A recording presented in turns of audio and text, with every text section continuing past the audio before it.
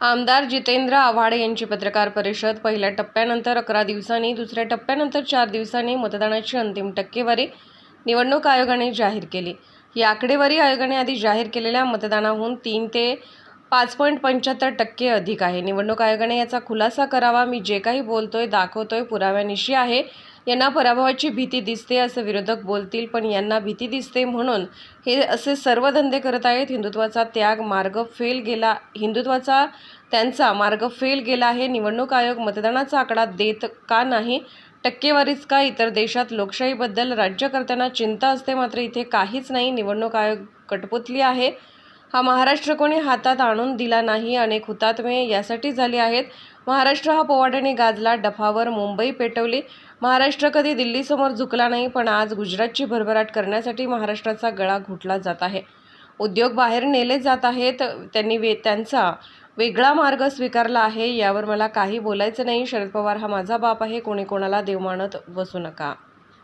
उम्मीदवार डंके के चोट पे बोलते हैं कि हमको 400 पार करो, हम संविधान बदल देंगे, उनको चुनाव से हटाओ. हम नहीं बोले ना, ये तो दरवाजा आपने खोला, तब हमको भय लगने लगा. जब आपने 400 पार का नारा दिया और उसके ऊपर आपके खासदार बोलने लगे कि 400 पार देंगे तो हमको संविधान बदलने को मिलेगा, ये हम नहीं बोले ना. ये तुम्हारे ही लोग बोल रहे थे, अपने मुंह से बोल रहे. आनंद कुमार हेगड़े ने पहली बार कहा था, उसके खिलाफ आज भी कुछ एक्शन नहीं हुई है.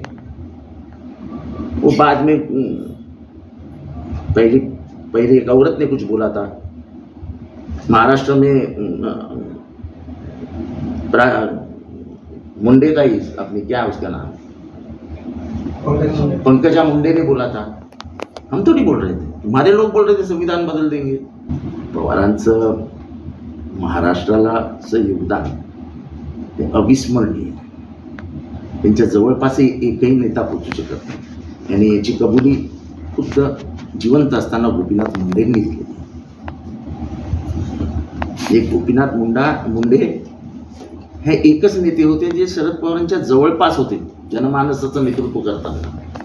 ते म्हणतात की शरद पवारांसारखा नेता, बाकीच्यांचं तर मी विचारात पण घेत नाही.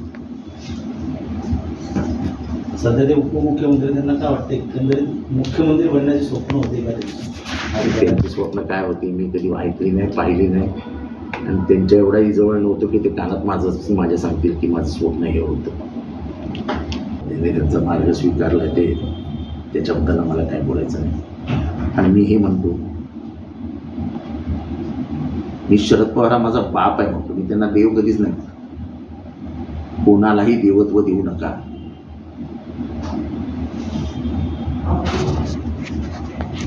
एक गाणं आहे मध्ये, दे जाते भगवान को धोखा, इंसान को क्या छोड़ेंगे, कसमे वादे प्यार वफा का नाते है ना. तो नुसती नाती नावापुरती असतात हो. म्हणजे देवाला धोका द्यायला सोडत नाहीत. माणसाचं काय आले, अशी पुराण्या जमान्यात लिहून ठेवलेली गाणी अशी पटकन आठवली पाहिजे.